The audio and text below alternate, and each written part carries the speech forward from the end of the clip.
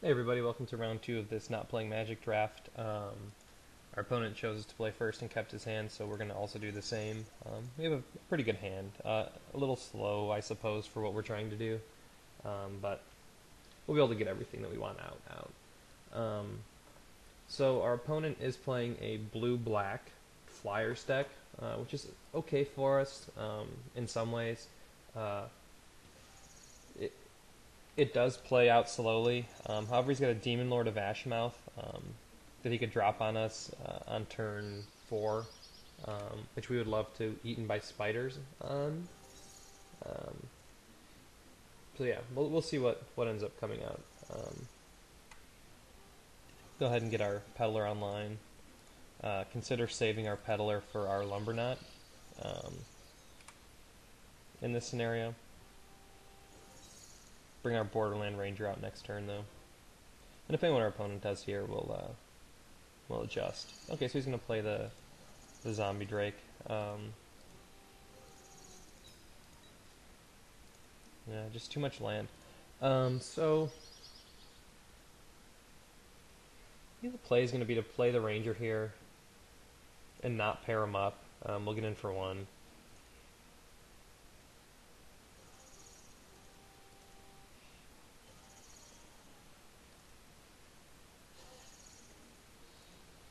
So we'll play out our ranger. No pairing. We'll grab a mountain, I guess. Okay, so no, we do not want to pair. Okay. Yes, we'll grab a mountain. Only because we might get multiple revolts or multiple red one drops. So that's why we'll take the mountain there. Alright. So we'll be pairing up our lumberknot next turn. We may end up taking 2 swings of damage from our opponent, but we hope that the lumberknot play can counter that out. It would be nice to get a Thatcher's Revolt Malcontents play. We're 1 mana, or no, actually we have the mana for that, so we may end up keeping close to the breast there and see if we can slow play long enough to make that happen for us. If this is his Demon Lord, okay, Latch Seeker, that's not very good for us. We're on a pretty short clock here. Okay, so I still believe the play here is going to be to get our lumberknot online.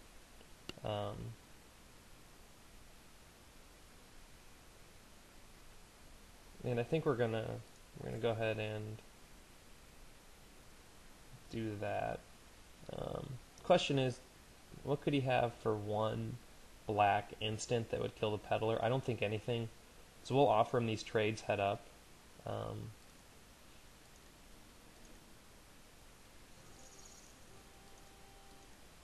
We're on a 4-turn clock. We're hoping to put him on a little less.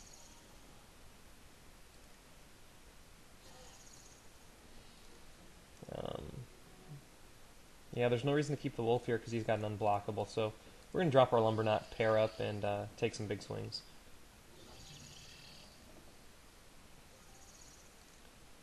So our opponent's really got to think about Latch Seeker at this point. If he doesn't draw his Demon Lord of Ashmouth, actually if he has a Ghoul Flesh, then we're in trouble because we can't pair up our lumberknot with anything else but our 1 toughness peddler at this point. But he's really got to think about keeping his Latch Seeker back to eat the 5 damage off the lumberknot next turn. If he doesn't have a better play. So this is an okay spot to be in for us. We would still love to, on 2 turns, be able to hit him for 6 with our Revolt Malcontents combo. Not sure if that's going to be possible, but we'll see. Okay, so our opponent's swinging in. That's fine. Maybe he's got his Demon Lord at this point, which would be pretty poor for us.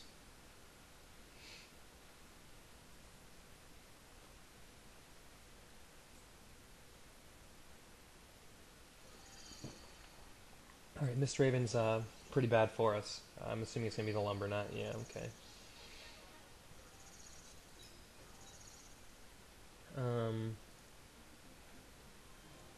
Alright, so what do we do here? The Avenger still does nothing for us, really. I believe we swing in with our Ranger and offer that trade. though then that lowers the value of our malcontents, but the ranger's not going to be able to block anything on board anyways, so we're going to offer this one right here. We're on a 2-turn clock though, which is not a good place to be. However, let's make sure we don't tap like idiots, so we'll pair these two up and play out our Vigilante. On our Malcontents Revolt turn, we can do 7 to our opponent, though that would have to be next turn, so it's going to be pretty close. Depending on what he swings in with here. Okay, so he is swinging team. That gives us a chance. Yeah. So depending on what he plays here, if he plays nothing, we win. Otherwise, we will push through. We might push through enough damage in either case.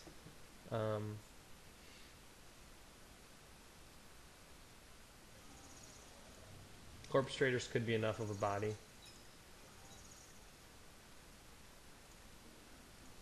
Okay, so let's see. We play our Thatcher's Revolt. We don't want to show him this if it's not going to work. So we'll play our our Malcontents and our Thatcher's Revolt. So Thatcher's Revolt puts 3 more 1 tokens out, and then Malcontents is going to do 3, 4, 5, 6, 7 to our opponent. So putting him down to 7, and we'll be swinging in for. Yeah, just enough. Okay, so we do end up winning this one. We got to play it in the right order, obviously. So Thatcher's Revolt.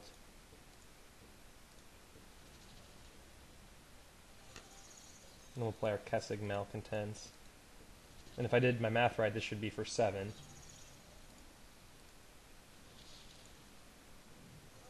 Okay, and then we swing in.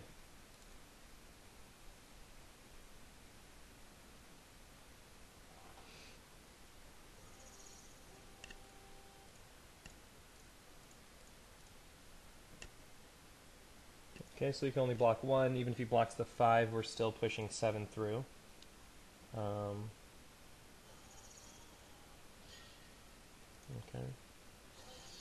Alright, so we really, I feel like we played that the right way. This is one of the things I'm getting better at when I'm playing Magic, is knowing when to slow play and when to, not flood the board needlessly. And I think that was a perfect example of, keeping that combo online, winning us the game. Now, knowing that our opponent is a sort of a flyers type of deck, I still don't think there's much we can do.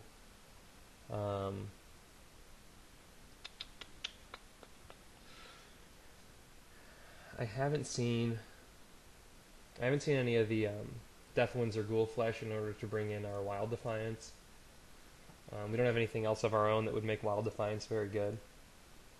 We can think of what's going to be poor against him. And honestly, I don't think very much that we see here is going to be very poor against our opponent. I think it's all going to be very good.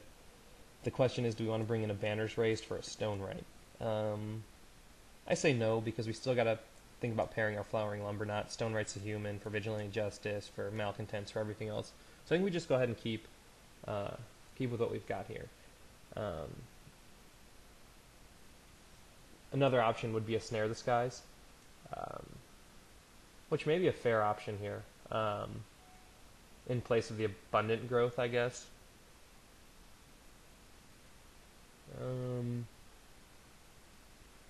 Yeah, that's a better trick than an Abundant Growth is for us here. So I like that trade out. We'll submit this deck. Of course, our opponent will be playing first. And I don't know why these playmats are kind of being funky. I definitely don't have that playmat selected. Our opponent mauls, we will not maul. Our opponent kept. We do have a very good curve here, obviously. Now we have an even better. This is going to be pretty good for us. So we could have a big fatty, like if he hits a Demon Lord on 4. Nope, did not play out my Stone Right for unknown reasons. Okay. Gonna wish I had played that guy. Just a fat finger misclick. Okay, so I'll go ahead and play out the Current Striker.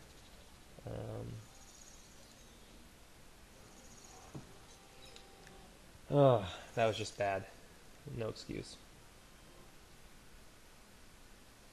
We don't want to give our opponent any extra turns in this matchup, so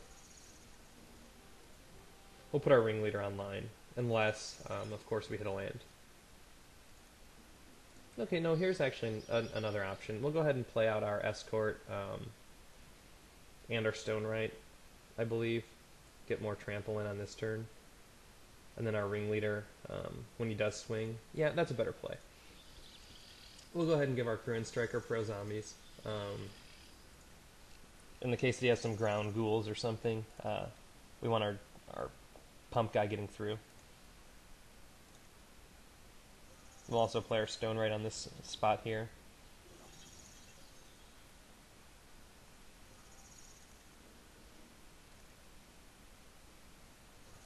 Alright. So despite the misplay, we're not completely sunk off of it. Surely we're not in a good spot by any means. We missed a couple points of damage with it. But we made him up by actually playing the stone right on the Korean striker turn, so we'll see if that's a net wash or not. If we hit a land, we'll just have a flowering lumber knot that pumps, which is a fine place to be in. And then we'd follow that up with, well, if we hit the land, let's suppose that we do, because it's always nice to know what you do in advance. Now he's playing a Cavern of Souls. That's okay. I'm assuming he's going to pick... okay, so he wants his Mist Raven out on this turn.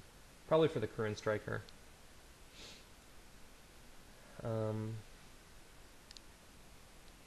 Yeah, you gotta play it, I feel like, if you got the Mist Raven in hand. Alright, buddy, click your mana source. Maybe he's not sure how to use it.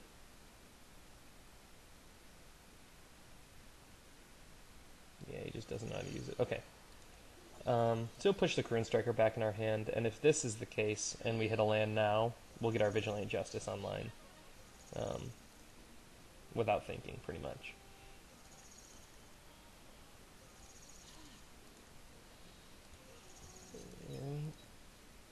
Okay, well this makes it a little bit different now.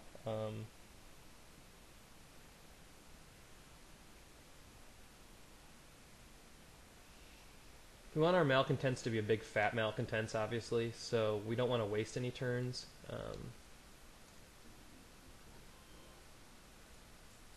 We'll go ahead and get our ringleader online. We'll soulbond him with the stone right, I feel like. So we'll say no to pro zombie. We'll say yes to pro stone right. Actually, Korean striker's a better stone right pair, isn't he?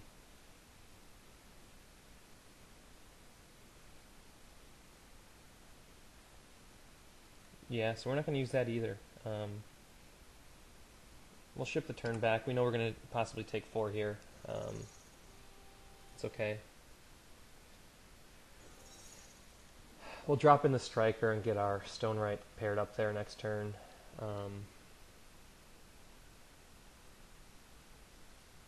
I wish we had another red source instead of that extra green source.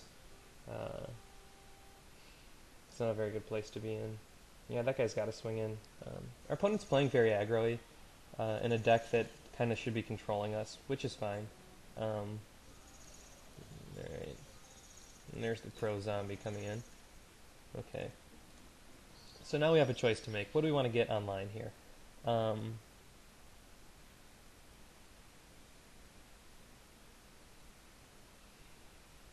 think we bring out... We possibly bring out the lumber knot over the justice here to put more pressure on board.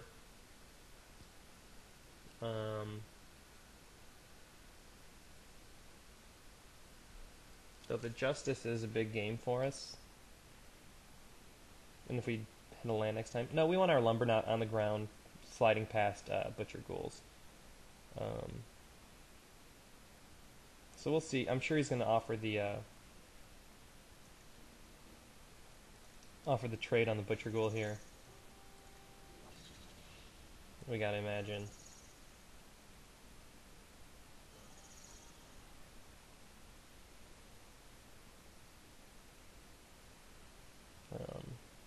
I really couldn't see him not blocking.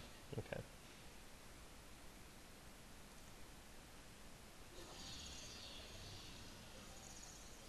Alright, now we bring in our lumber knot. We're going to pair him with the pro zombies, making him put that on the bottom. Making him make the decision on keeping his bird back. Yes, we do. Okay, that'll fizzle. And if we hit a red source, we'll get our Vigilante Justice online.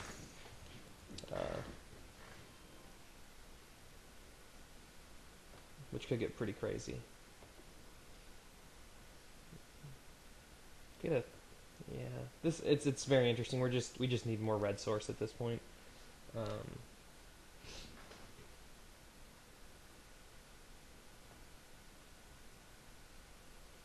mean, technically our opponent has us on a 4-turn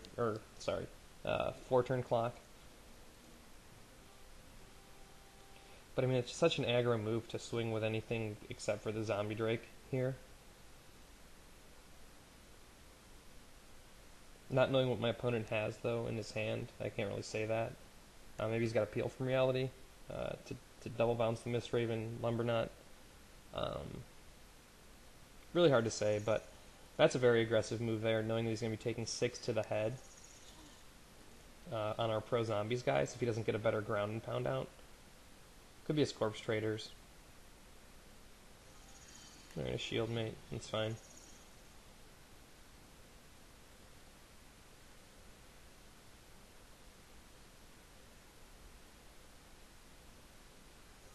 So he chose to pair with his Mistraven. Alright. This is not where we want to be. Do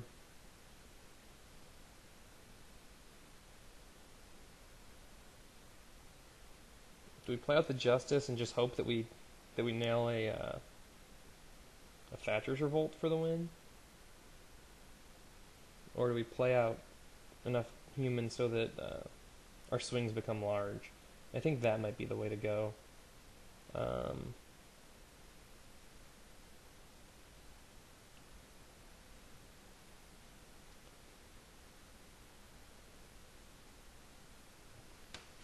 Let's think about this. If we play out the Vigilante Justice on this turn and we hit a Mountain next turn, we would be able to ping off 2 damage on someone, though this will still have hexproof.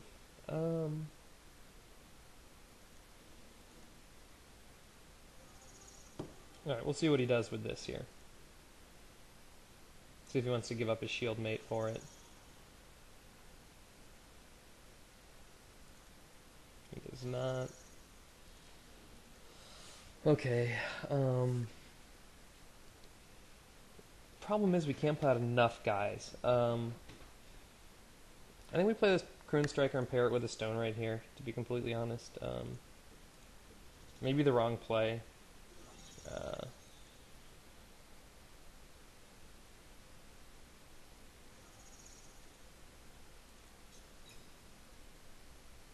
Alright.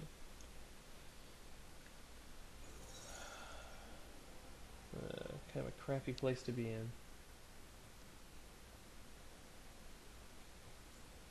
My opponent's playing before his attack phase. Maybe another Mistraven, I suppose. It's going to prison our Lumber Knot. Okay.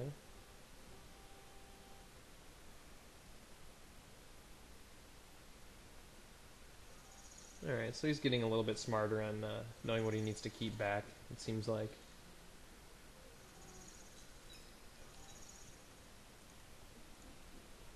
Alright, we, I think, are going to play out our Vigilante Justice here. And go for a bigger swing next turn.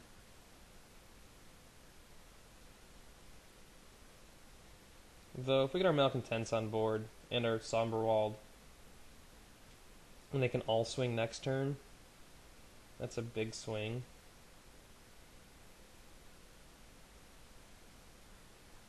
But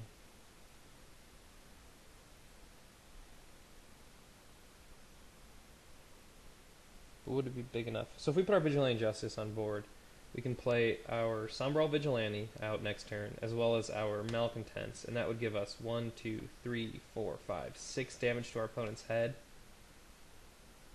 plus we'd have a trample going through, plus a Riot Ringleader. Yeah, I like that play better.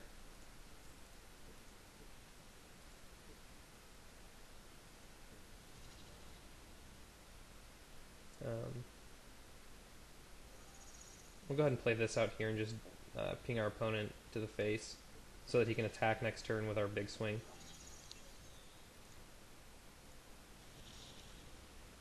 Alright, so we're going to go ahead and pass the turn back, hoping to sort of alpha next turn.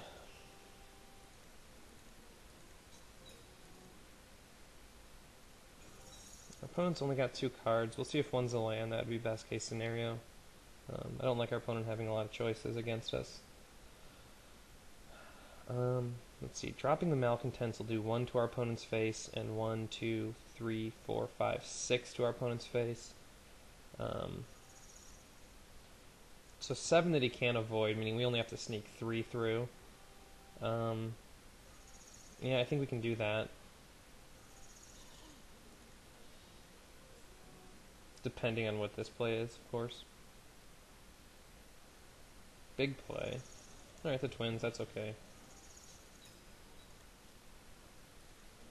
Right, there's no need to play that out here. Well, actually, yeah, there is for the pump. Okay, we're not going to show them that we have the Malcontents, unless we want the pump on the striker. Okay, let's think this through. He can block 4 of our guys, so we're only going to be getting through with 2 points of natural damage plus whatever our trample is, so we need as much trample as possible.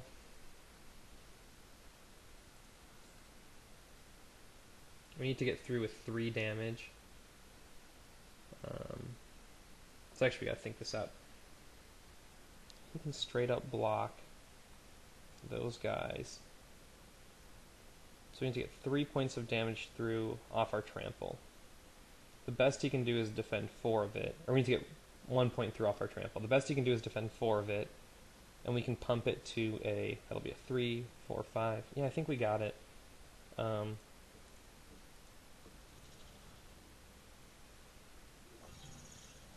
So we'll go ahead and do 1 to our opponent. We'll go ahead and do a bunch to our opponent.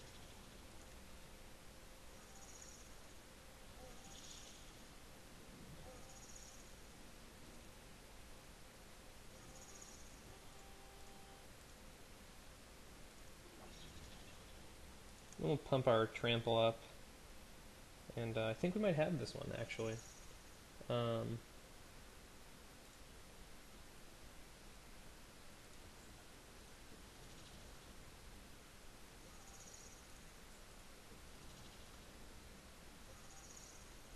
So we'll see what our opponent decides to do.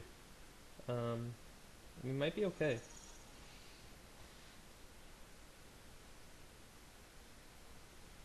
Because he has to put a body on 4 guys. We know that. He knows that. So there's that. 2 still getting through. Yep, that's game.